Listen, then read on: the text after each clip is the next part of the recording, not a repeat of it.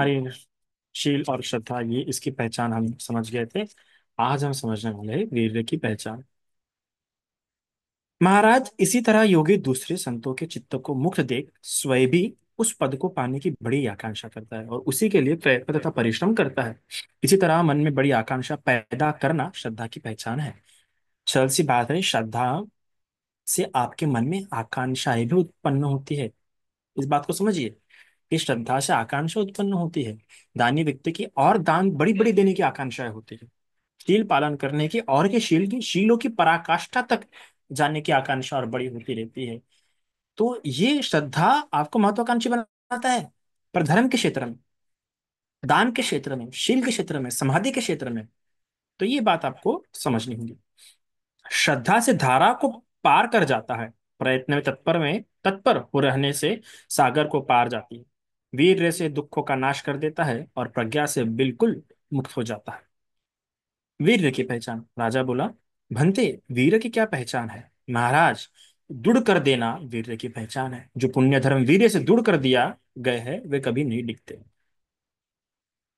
कृपया उपमा देकर समझावे। महाराज, जैसे कोई मनुष्य अपने घर को गिरता देख एक खंबे का सहारा दे उसे दृढ़ कर देता है और तब घर नहीं गिरने पाता, उसी तरह वीर्य से दृढ़ होकर दिए गए सभी पुण्य पुण्य धर्म नहीं डिगते। कृपया फिर उपमा देकर समझावे। महाराज, किसी छोटी सेना को एक बड़ी सेना हरा दे, तब हारा खाया हुआ राजा और भी कुछ सिपाहियों को देकर उन्हें फिर भी लड़ने को भेजे, जाकर उस बड़ी सेना को हरा दे। महाराज, इसी तरह दृढ़ करना वीर्य की पहचान है। भगवान ने कहा भी है, भिक्षु वीर्यवान आर्य श्रावक पाप को छोड़ पुण्य को ग्रहण करता है, दोष युक्त को छोड़ दोष रहित को ग्रहण करता है, अपने को शुद्ध करता है। तो वीर्य की पहचान है मतलब दृढ़ करना। जिस प्रकार से जब घर गिरता है तो घर गिरते समय हम देखते हैं कि अरे ये तो घर क्या हो रहा है, कमजोर हो रहा है, तो उसे हम और सहारा देते हैं। कोई सेना कमजोर गिर रही है तो उसे हम और सहारा देते हैं। मतलब वहां पे चीजें पहले से मौजूद है, पर वीर्य से उसको और सहारा मिल जाता, बल मिल जाता। तो उसी प्रकार जो वीर्य होता है अपने जीवन में, वो वीर्य क्या होता है, हमें और मजबूती प्रदान करता है। हम सभी, श्रद्धा है हम सभी लोगों में, तो हम लोग चाहते हैं कि हमारे मन में अकुशल बातें उत्पन्न ना हो। पर बार बार उत्पन्न हो रही है बातें, बार बार उत्पन्न हो रही होती है, हमें बल की आवश्यकता होती है, वीर्य की आवश्यकता होती है, तब हम अपने वीर्य का इस्तेमाल करते हैं। वो वीर्य था जिसके कारण से भगवान बैठे रहे वहीं पे अपने एक आसन पे लगातार। वो वीर्य था जिसके कारण से इंसान बार बार प्रयास करता है। श्रद्धा तो कहेंगी प्रयास करना है, पर बार बार प्रयास करने के लिए ताकत कहाँ से आएंगी? वीर्य से। तो ये अंतर होता है। जहाँ श्रद्धा आपको बोलेंगी, श्रद्धा से मन में आएगा कि मुझे प्रयास करना है, पर प्रयास करने में जो ताकत लगेगी वो वीर्य से आएंगी। शील बोलेंगे कि गलत तरीके से प्रयास नहीं करना, तो ये तीन इस तरीके से काम करेंगे। शील बोलेंगे गलत तरीके से प्रयास मत करो, श्रद्धा बोलेंगी प्रयास करो, करना ही पड़ेगा, प्रयास तो मुझे करना है, और वीर्य बोलेगा ताकत हम देंगे। तो स्मृति की पहचान। अभी स्मृति। राजा बोला, बनते नाक से स्मृति की पहचान क्या है? महाराज, बार बार याद रखना और स्वीकार करना स्मृति की पहचान है। ये दो बातें बताइए स्मृति की पहचान की। बार बार याद करना और स्वीकार करना स्मृति की पहचान है। बनते, बार बार याद रखना कैसे स्मृति की पहचान है? महाराज, स्मृति बराबर याद दिलाती रहती है कि कुशल, यह अकुशल, यह दोष युक्त, यह दोष रहित, यह बुरा, यह अच्छा, और यह कृष्ण, यह शुक्ल, यह बराबर याद रखता है। ये चार स्मृति प्रस्थान, ये चार सम्यक चेष्टा, ये चार रिद्धिपाद, ये पांच इंद्रिया, ये पांच बल, ये सात बोधंग, ये आर्य अष्टांगिक मार्ग, ये शमत, ये विपश्यना, ये विद्या और ये विमुक्ति। उससे योगी सेवनीय धर्मों की सेवा करता है और असेवनीय धर्मों की सेवन नहीं करता है। यह स्मृति ही कारण होता है। तो देखो, स्मृति और प्रज्ञा में यह अंतर है कि प्रज्ञा द्वारा आपने जान लिया कि यह गलत है, ये सही है, यह कुशल है, यह कुशल, ये प्रज्ञा द्वारा हमें बता चुके, हम जान चुके। पर जब कुछ करने जा रहे, तब हम कैसे पता करते कि ये कुशल है या कुशल? तो स्मृति के आधार पर, क्योंकि प्रज्ञा तो समझ चुकी है, प्रज्ञा द्वारा हम जान चुके, और स्मृति द्वारा पहचान होती है।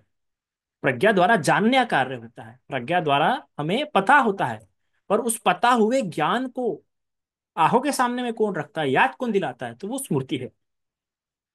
रुपया उपमा देकर समझावे। महाराज, जैसे किसी चक्रवर्ती राजा का भंडारी रोज सांझ और सुबह राजा को उसके यश की याद दिलाता रहे देव, आपको इतना हाथी, इतने घोड़े, इतने रथ, पैदल सिपाही, इतना सेना, इतनी संपत्ति है, आप उसे याद रखिए। उसी तरह स्मृति सदा सदा याद दिलाती रहती है, यह कुशल, यह कुशल महाराज। इसी तरह बार बार याद दिलाना स्मृति की पहचान होती है।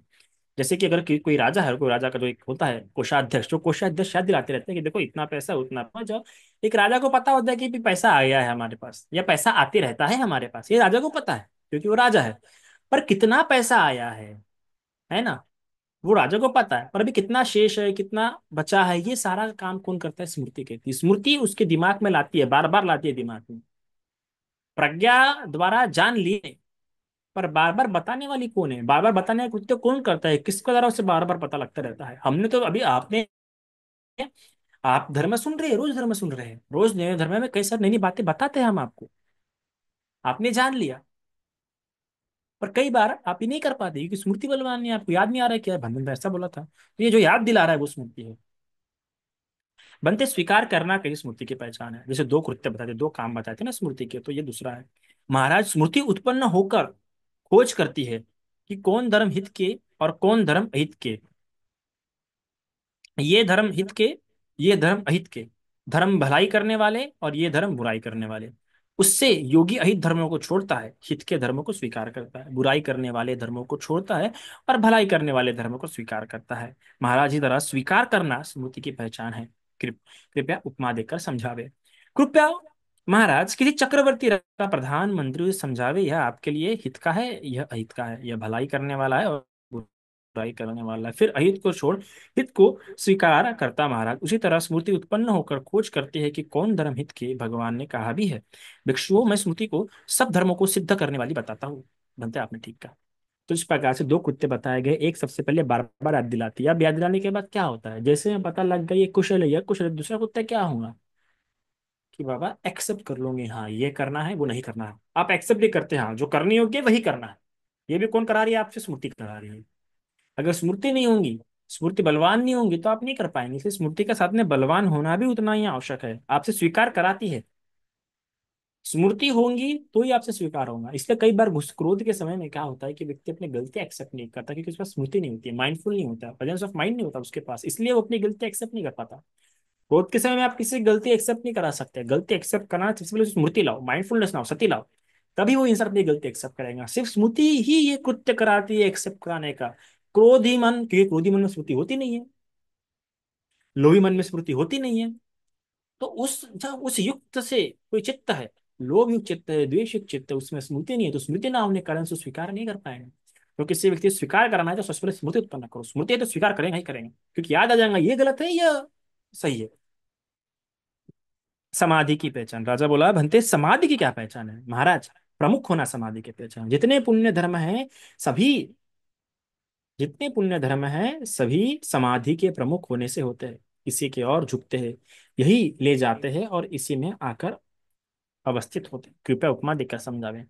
महाराज, जैसे किसी मीनार की सभी सीढ़ियां सबसे ऊपर वाली मंजिल की है और प्रमुख ले जाने वाली होती है, उसी ओर जाती है, वही जाकर अंत होती है और वही सबसे श्रेष्ठ समझा जाता है, वैसे जितने पुण्य धर्म है सभी समाधि के प्रमुख होने से ही है।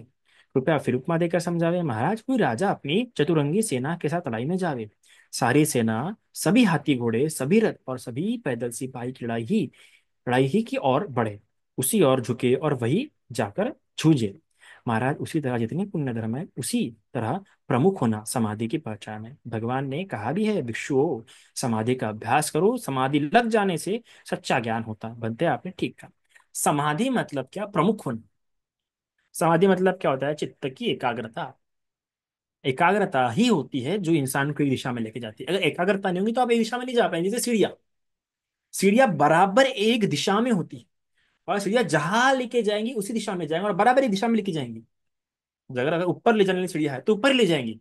तो उसी प्रकार समाधि होती है, एकाग्रता भी। एकाग्रता जिस चीज पे होगी हम उस चीज पे जाएंगे, एकाग्रता नहीं होती तो हम जा नहीं पाएंगे, यहाँ वहां भागेंगे।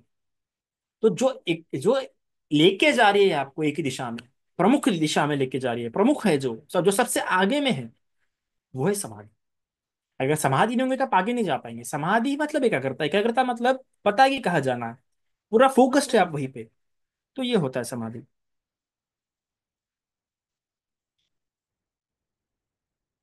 ज्ञान की पहचान। राजा बोले, भंते ज्ञान की क्या पहचान है? महाराज, मैं कह चुका हूं कि काटना ज्ञान की पहचान है और दिखा देना भी एक दूसरी पहचान है। भंते, दिखा देना ज्ञान की पहचान कैसे है? महाराज, ज्ञान उत्पन्न होने से अविद्या रूपी अंधेरा दूर हो जाता है और विद्या रूपी प्रकाश पैदा होता है, जिसमें चारों ओर सत्य साफ साफ दिखाई देते हैं। तब योगी अनित्य दुख अनात्म को भली भांति ज्ञान से जान लेता है। कृपया उपमा देकर समझावे। महाराज, कोई आदमी हाथ में एक जलता चिराग लेकर किसी अंधेरी कोठरी में जाए। उसके जाते ही अंधेरा हट जाए, सारी कोठरी प्रकाश से भर जाए और सभी चीजें दिखने लगे। महाराज, वैसे ही ज्ञान के उत्पन्न होने से अविद्या रूपी अंधेरा दूर हो जाता है और विद्या रूपी प्रकाश पैदा होता है, जिसमें चार सत्य साफ दिखाई देते हैं। तब योगी अनित्य दुख और अनात्मा को भली भांति जान लेता है। महाराज, इसी तरह दिखा देना ज्ञान की पहचान कही गई है। बनते आपने ठीक है, तो आप देखिए, दिखा देना क्या है ज्ञान की पहचान। अब जैसे कि अंधेरे कोठरी में जब आप दिया जला देते हैं, तो जो कुछ छिपा होता है वो दिखना शुरू हो जाता है। तो उसी प्रकार ज्ञान से जो भी कुछ छिपा होता है वो दिखना शुरू हो जाता है। ज्ञान से कभी कुछ क्या होता है, छिपा नहीं रहता, दिखना शुरू हो जाता है। क्योंकि ये चार आ सकते अंधकार के कारण नहीं दिख रहे। वो अंधकार मैं मेरा का जो अंधकार बना पड़ा है, कि यार मुझे तकलीफ होती है, मुझे उनकी तरह प्रॉब्लम होती है, वो मुझे ऐसा बोलता, उसने मुझे वैसा बोला। पर जब आप ज्ञान में आ जाते हैं तो ज्ञान में आपको सबसे पहले पता लग जाता है कि दुख तो है। यहाँ से वहां से रिश्तों से दुकान है, क्योंकि रिश्ते मेरे हैं और मैं इन रिश्तों के साथ हूँ। इस जन्म में ये रिश्ते, किस जन्म में कोई और रिश्ते होंगे। इस जन्म में ये व्यक्ति है, किस जन्म में कोई और व्यक्ति होगा। इस जन्म में पर है तो मेरा ही भाव यहाँ पे, और ये दुख तो मिलना ही है। और दुख का कारण भी है, आसक्ति तृष्णा। उसके अलावा और कोई दुख का कारण नहीं है। तो जब ये दिख जाता है, और ये कैसे दिखता है? ज्ञान के कारण से, कि वो देखना शुरू हो जाता है। तो ज्ञान का कार्य है दिखाना, ज्ञान का कार्य है बता देना, समझा देना कि नित्य दुख अनात्मा द्वारा समझ जाता है कि दुख कैसे है। सभी धर्मों का एक साथ एक काम। राजा बोला, भंते, क्या ये सभी अनेक धर्म एक साथ मिलकर कोई काम करते? क्या प्यारा प्रश्न, देखिए कितना प्यारा प्रश्न। अभी जो हमने पांच धर्म सुने, क्या शील, श्रद्धा, वीर्य, स्मृति और प्रज्ञा, जो पांच पुण्य धर्म बताए, क्या सभी एक साथ कोई काम करते हैं क्या मिलकर? अगर एक साथ मिलकर कोई कार्य करते हो तो कार्य कौन सा है? हाँ महाराज, ये सभी एक साथ मिलकर तृष्णा समूह को नाश कर देते हैं। देखिए, तृष्णा समूह को नाश करना है तो ये पांचों धर्म आपको जरूरत पड़ेंगे। ये पांचों धर्म अगर आपके साथ नहीं है तो तृष्णा आप समाप्त नहीं कर पाओगे। इसलिए पांच धर्म में क्या वीर भी लगेगा। आप बोलेंगे नहीं मैं आलसी हूँ, चलेगा नहीं। आप बोलोगे नहीं मैं बोलते श्रद्धा नहीं है, चलेगा नहीं। तृष्णा को नहीं काट पाऊंगे, आप बोलोगे मैं शीलवान नहीं हूँ। तृष्णा को नहीं काट पाओगे। तृष्णा को काटना है तो पांचों धर्म एक साथ चाहिए। बिना तृष्णा, बिना इन पांचों धर्म, सिर्फ शील के आधार पर आप तृष्णा नहीं काट सकते। सिर्फ श्रद्धा के आधार पर आप तृष्णा नहीं काट सकते। सिर्फ स्मृति के आधार पर आप तृष्णा नहीं काट सकते। सिर्फ प्रज्ञा के आधार पर आप तृष्णा नहीं काट सकते। सभी की आवश्यकता है। एक के सारे थक जाओगे। सभी पांचों रहेंगे, ताकत बनी रहेगी, ज्ञान बना रहेगा, श्रद्धा बनी रहेगी, शील बना रहेगा, भटकोगे नहीं, आर्य चलती रहेंगी। तो बनते यह कैसे? कृपया उपमा देकर समझाओ। महाराज, हाथी, घोड़े, रथ तथा पैदल सिपाही, अनेक प्रकार की सेना होने पर भी शत्रु को हराना एक ही काम करती है। उसी तरह अनेक प्रकार के पुण्य धर्म एक साथ मिलकर तृष्णा समूह को ही नाश कर देते हैं। बनते आपने ठीक कहा।